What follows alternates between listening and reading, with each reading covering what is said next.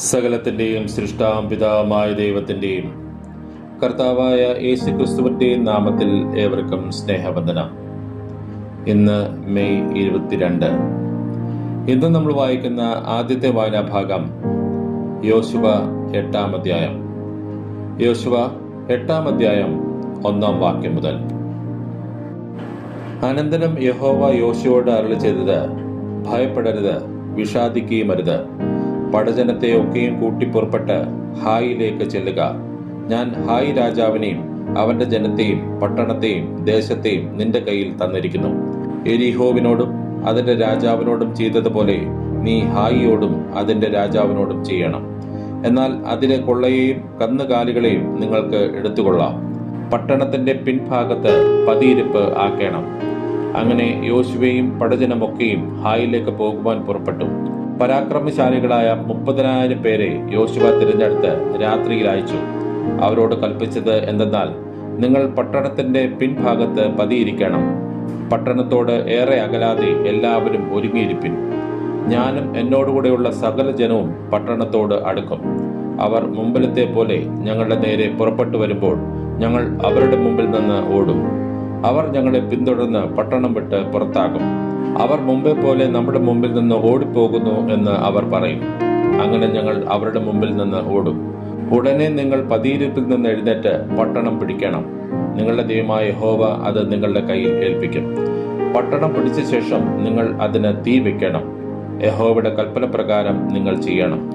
സൂക്ഷിച്ചുകൊള്ളുവിൻ, ഞാൻ നിങ്ങളോട് കൽപ്പിച്ചിരിക്കുന്നു. ഇങ്ങനെ യഹോവ അവരെ അയച്ച് അവർ പതിയിരിപ്പിന് ചെന്നു.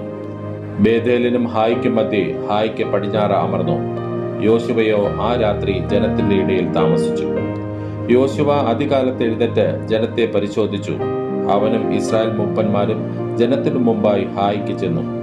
അവനോടുകൂടെ ഉണ്ടായിരുന്ന പടജനമൊക്കെയും പുറപ്പെട്ട് അടുത്ത് ചെന്ന് പട്ടണത്തിന്റെ മുമ്പിലെത്തി ഹായിക്ക് വടക്ക് പാളയമിറങ്ങി. അവർക്കും ഹായിക്കും മധ്യേ ഒരു താഴ്വര ഉണ്ടായിരുന്നു. അവൻ ഏകദേശം 5000 പേരെ തിരഞ്ഞെടുത്ത് ബേഥേലിനും ഹായിക്കും മധ്യേ പട്ടണത്തിന് പടിഞ്ഞാറ് പതിയിരുത്തി. അവർ പട്ടണത്തിന് വടക്ക് പടജനമായ സൈന്യത്തെ ഒക്കെയും പട്ടണത്തിന് പടിഞ്ഞാറ് പതിയിരിപ്പുകാരെയും നിർത്തി. യോശുവ ആ രാത്രി താഴ്വരയുടെ നടുവിലേക്ക് പോയി. ഹായ് രാജാവ് അത് കണ്ടപ്പോൾ അവനും നഗരവാസികളായ അവന്റെ ജനമൊക്കെയും ബന്ധപ്പെട്ട് എഴുന്നേറ്റ് നിശ്ചയിച്ചിരുന്ന സമയത്ത് സമഭൂമിയുടെ മുമ്പിൽ ഇസ്രായേലിന്റെ നേരെ പടയ്ക്ക് പുറപ്പെട്ടു. പട്ടണത്തിന്റെ പിൻവശത്ത് തനിക്ക് വിരോധമായി പതിയിരിപ്പുണ്ട് എന്ന് അവൻ അറിഞ്ഞില്ല. യോശുവയും എല്ലാ ഇസ്രായേലും അവരോട് തോറ്റഭാവത്തിൽ മരുഭൂമി വഴിയായി ഓടി. അവരെ പിന്തുടരേണ്ടതിന് പട്ടണത്തിലെ ജനത്തെ ഒക്കെയും വിളിച്ചുകൂട്ടി അവർ യോശുവയെ പിന്തുടർന്ന് പട്ടണം വിട്ട് പുറത്തായി. ഹായിലും ബേഥേലിലും ഇസ്രായേലിന്റെ പിന്നാലെ പുറപ്പെടാതെ ഒരുത്തനും ശേഷിച്ചില്ല. അവർ പട്ടണം തുറന്നിട്ടേച്ച് ഇസ്രായേലിനെ പിന്തുടർന്നു. അപ്പോൾ യഹോവ യോശുവയോട്, നിന്റെ കയ്യിലുള്ള കുന്തം ഹായിക്ക് നേരെ ഏന്തുക, ഞാൻ അത് നിന്റെ കയ്യിൽ ഏൽപ്പിക്കും എന്ന് അരുളി ചെയ്തു. അങ്ങനെ യോശുവ തന്റെ കയ്യിലുള്ള കുന്തം ഹായിക്ക് നേരെ ഏന്തി. അവൻ കൈ നീട്ടിയ ഉടനെ പതിയിരിപ്പുകാർ തങ്ങളുടെ സ്ഥലത്ത് നിന്ന് എഴുന്നേറ്റോടി പട്ടണത്തിൽ കയറി അത് പിടിച്ച് ക്ഷണത്തിൽ പട്ടണത്തിന് തീവച്ചു. ഹായ് പട്ടണക്കാർ പുറകോട്ട് നോക്കിയപ്പോൾ പട്ടണത്തിലെ പുക ആകാശത്തേക്ക് പൊങ്ങുന്നത് കണ്ടു. അവർക്ക് ഇങ്ങോട്ടോ അങ്ങോട്ടോ ഓടുവാൻ കഴിവില്ലാതെയായി. മരുഭൂമി വഴിയായി ഓടിയ ജനവും തങ്ങളെ പിന്തുടർന്നവരുടെ നേരെ തിരിഞ്ഞു.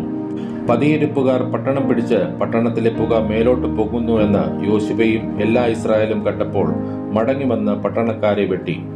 മറ്റവരും പട്ടണത്തിൽ നിന്ന് അവരുടെ നേരെ പുറപ്പെട്ടു.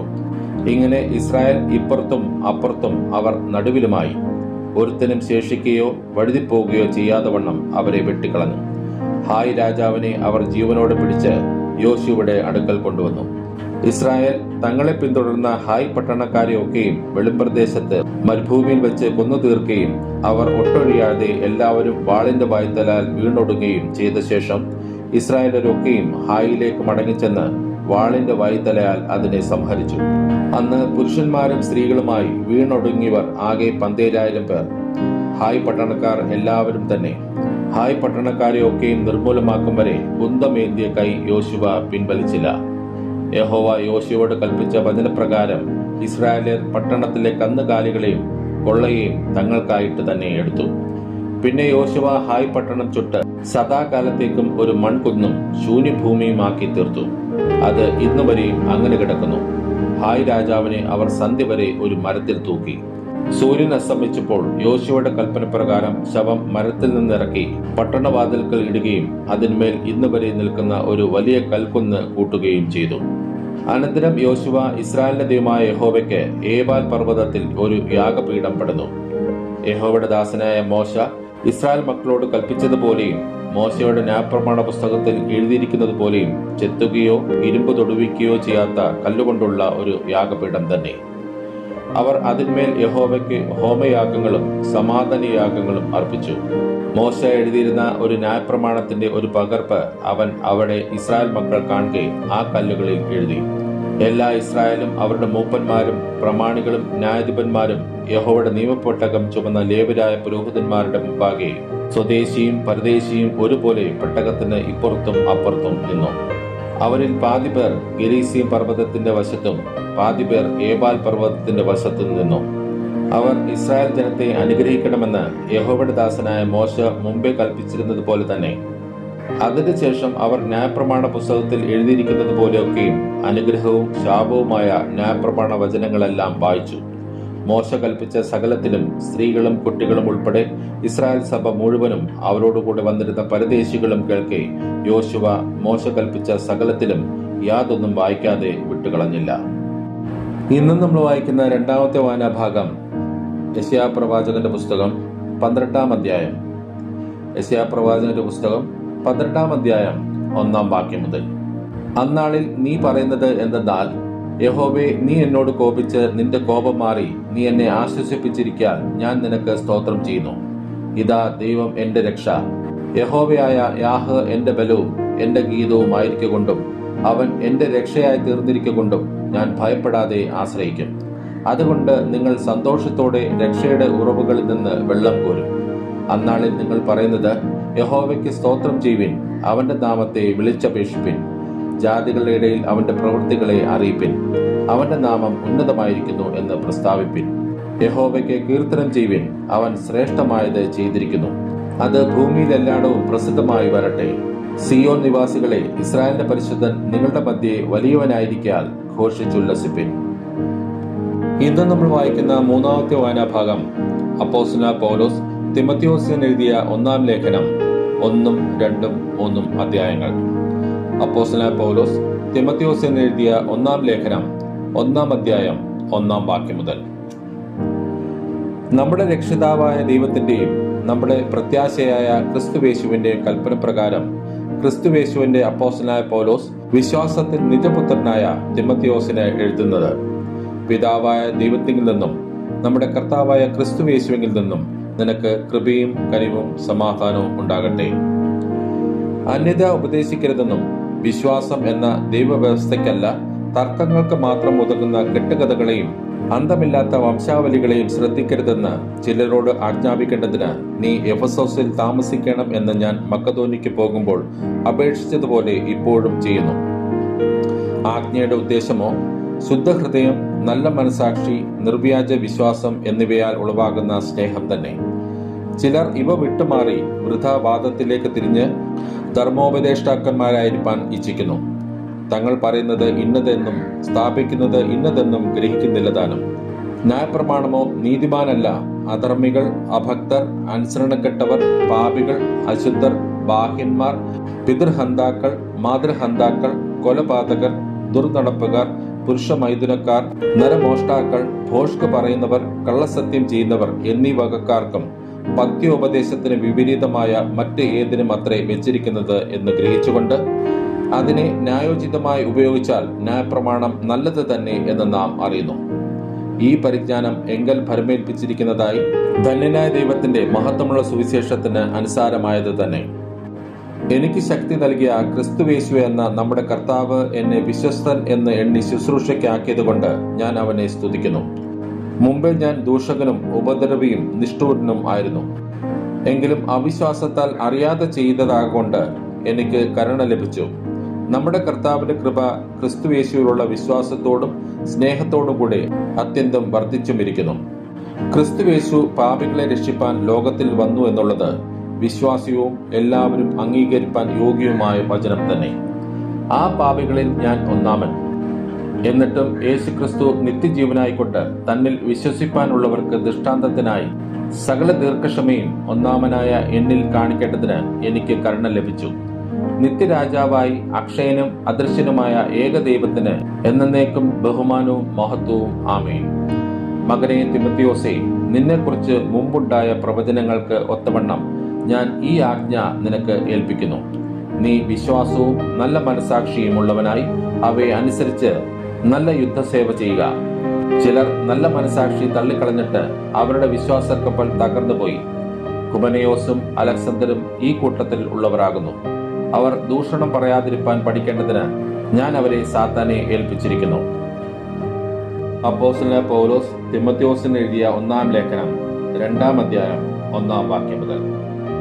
എന്നാൽ സകല മനുഷ്യർക്കും നാം സർവഭക്തിയോടും ഘനത്തോടും കൂടി സാവധാനതയും സ്വസ്ഥതയുമുള്ള ജീവനം കഴിക്കേണ്ടതിന്, വിശേഷാൽ രാജാക്കന്മാർക്കും സകല അധികാരസ്ഥന്മാർക്കും വേണ്ടി യാചനയും പ്രാർത്ഥനയും പക്ഷപാതവും സ്തോത്രവും ചെയ്യണമെന്ന് ഞാൻ സകലത്തിനു മുമ്പേ പ്രബോധിപ്പിക്കുന്നു. അത് നമ്മുടെ രക്ഷിതാവായ ദൈവത്തിന്റെ സന്നിധിയിൽ നല്ലതും പ്രസാദകരവും ആകുന്നു. അവൻ സകല മനുഷ്യരും രക്ഷപ്രാപിപ്പാനും സത്യത്തിന്റെ പരിജ്ഞാനത്തിൽ എത്തുവാനും ഇച്ഛിക്കുന്നു. ദൈവം ഒരുവനല്ലോ, ദൈവത്തിനും മനുഷ്യർക്കും മധ്യസ്ഥനും ഒരുവൻ, എല്ലാവർക്കും വേണ്ടി മറുവിലയായി തന്നെത്താൻ കൊടുത്ത മനുഷ്യനായ ക്രിസ്തു യേശു തന്നെ. തക്ക സമയത്ത് അറിയിക്കേണ്ട ഈ സാക്ഷ്യത്തിനായി ഞാൻ പ്രസംഗിയും അപ്പോസ്തലനുമായി ഓഷ്കല്ല പരമാർത്ഥം തന്നെ പറയുന്നു. ജാതികളെ വിശ്വാസവും സത്യവും ഉപദേശിപ്പാൻ നിയമിക്കപ്പെട്ടിരിക്കുന്നു. ആകയാൽ പുരുഷന്മാർ എല്ലായിടത്തും കോപവും വാഗ്വാദവും വിട്ടകന്ന് വിശുദ്ധ കൈകളെ ഉയർത്തി പ്രാർത്ഥിക്കണമെന്ന് ഞാൻ ആഗ്രഹിക്കുന്നു. അവണ്ണം സ്ത്രീകളും യോഗ്യമായ വസ്ത്രം ധരിച്ച് ലജ്ജാശീലത്തോടും സുബോധത്തോടും കൂടെ തങ്ങളെ അലങ്കരിക്കണം. പിന്നിയ തലമുടി, പൊന്ന്, മുത്ത്, വിലയേറിയ വസ്ത്രം എന്നിവ കൊണ്ടല്ല, ദൈവഭക്തിയെ സ്വീകരിക്കുന്ന സ്ത്രീകൾക്ക് ഉചിതമാകുമണ്ണം സൽപ്രവൃത്തികളെ കൊണ്ടത്രേ അലങ്കരിക്കേണ്ടത്. സ്ത്രീ മൗനമായിരുന്ന് പൂർണ്ണ അനുസരണത്തോടും കൂടെ പഠിക്കട്ടെ. മൗനമായിരിക്കാനല്ലാതെ ഉപദേശിപ്പാനോ പുരുഷന്റെ മേൽ അധികാരം നടത്തുവാനോ ഞാൻ സ്ത്രീയെ അനുവദിക്കുന്നില്ല. ആദാം ആദ്യം നിർമ്മിക്കപ്പെട്ടു, പിന്നെ ഹൗവ. ആദാമല്ല, സ്ത്രീ അത്രേ വഞ്ചിക്കപ്പെട്ട് ലംഘനത്തിൽ അകപ്പെട്ടത്. എന്നാൽ വിശ്വാസത്തിലും സ്നേഹത്തിലും വിശദീകരണത്തിലും സുബോധത്തോടെ പാർക്കുന്നുവെങ്കിൽ അവർ മക്കളെ പ്രസവിച്ച് രക്ഷ പ്രാപിക്കും. അപ്പോസ്തലനായ പൗലോസ് തിമോഥെയോസിന് എഴുതിയ 1-ാം ലേഖനം 3-ാം അധ്യായം 1-ാം വാക്യം മുതൽ. ഒരുവൻ അധ്യക്ഷ സ്ഥാനം കാംക്ഷിക്കുന്നുവെങ്കിൽ നല്ല വേല ആഗ്രഹിക്കുന്നു എന്നുള്ളത് വിശ്വാസയോഗ്യം ആകുന്നു. എന്നാൽ അധ്യക്ഷൻ നിരപവാദ്യനായി ഏകഭാര്യയുടെ ഭർത്താവും നിർബധനും ജിതേന്ദ്രിയനും സുശീലനും അതിഥിപ്രിയനും ഉപദേശിപ്പാൻ സമർത്ഥനും ആയിരിക്കണം. മദ്യപ്രിയനും തല്ലുകാരനും അരുത്. ശാന്തനും കലഹിക്കാത്തവനും ദ്രവ്യാഗ്രഹമില്ലാത്തവനും സ്വന്തം കുടുംബത്തെ നന്നായി ഭരിക്കുന്നവനും മക്കളെ പൂർണ്ണ ഗൗരവത്തോടെ അനുസരണത്തിൽ പാലിക്കുന്നവനും ആയിരിക്കണം. സ്വന്തം കുടുംബത്തെ ഭരിപ്പാൻ അറിയാത്തവൻ ദൈവസഭയെ എങ്ങനെ പരിപാലിക്കും? നിഗളിച്ചിട്ട് പിശാചിന് വന്ന ശിക്ഷാവിധിയിൽ അകപ്പെടാതിരിപ്പാൻ പുതിയ ശിഷ്യനും അരുത്. നിന്നയിലും പിശാചിന്റെ കെണിയിലും കുടുങ്ങാതിരിപ്പാൻ പുറമേ ഉള്ളവരോട് നല്ല സാക്ഷ്യം പ്രാപിച്ചവനും ആയിരിക്കണം. അവണ്ണം ശുശ്രൂഷകന്മാർ ഘനശാലികളായിരിക്കണം. ഇരുവാക്കുകാരും മദ്യപന്മാരും ദുർലാഭമോഹികളും അരുത്. അവർ വിശ്വാസത്തിന്റെ മർമ്മം ശുദ്ധ മനസാക്ഷിയിൽ വെച്ചുകൊള്ളുന്നവർ ആയിരിക്കണം. അവരെ ആദ്യം പരീക്ഷിക്കണം. അനിന്ദരായി കണ്ടാൽ അവർ ശുശ്രൂഷ ഏൽക്കട്ടെ. അവണ്ണം സ്ത്രീകളും ഘനശാലികളായി ഏഷണി പറയാതെ നിർബന്ധമാരും എല്ലാറ്റിലും വിശ്വസ്തമാരുമായിരിക്കണം. ശുശ്രൂഷകന്മാർ ഏകഭാര്യയുള്ള ഭർത്താക്കന്മാരും മക്കളെയും സ്വന്തം കുടുംബങ്ങളെയും നന്നായി ഭരിക്കുന്നവരും ആയിരിക്കണം. നന്നായി ശുശ്രൂഷ ചെയ്തിട്ടുള്ളവർ തങ്ങൾക്ക് നല്ല നിലയും ക്രിസ്തുവേശുവിലുള്ള വിശ്വാസത്തിൽ വളരെ പ്രാഗൽഭ്യവും സമ്പാദിക്കുന്നു. ഞാൻ വേഗത്തിൽ നിന്റെ അടുക്കൽ വരും എന്ന് ആശിക്കുന്നു. താമസിച്ചു പോയാലോ സത്യത്തിന്റെ തൂണും അടിസ്ഥാനവുമായി ജീവനുള്ള ദൈവത്തിന്റെ സഭയാകുന്ന ദൈവാലയത്തിൽ നടക്കേണ്ടത് എങ്ങനെയെന്ന് നീ അറിയേണ്ടതിന് ഇത് എഴുതുന്നു. അവൻ ജഡത്തിൽ വെളിപ്പെട്ടു, ആത്മാവിൽ നീതീകരിക്കപ്പെട്ടു, ദൂതന്മാർക്ക് പ്രത്യക്ഷനായി, ജാതികളുടെ ഇടയിൽ പ്രസംഗിക്കപ്പെട്ടു, ലോകത്തിൽ വിശ്വസിക്കപ്പെട്ടു, തേജസ്സിൽ എടുക്കപ്പെട്ടു എന്നിങ്ങനെ ദൈവഭക്തിയുടെ മർമ്മം സമ്മതാമണ്ണം വലിയതാകുന്നു. ഇന്ന് നമ്മൾ വായിച്ചു കേട്ട ഈ വേദഭാഗങ്ങളാൽ പിതാവായ ദൈവത്തിൽ നിന്നും കർത്താവായ ക്രിസ്തുവേശുവിൽ നിന്നും ഏവർക്കും കൃപയും കനിവും സമാധാനവും ഉണ്ടാകട്ടെ. ആമേൻ.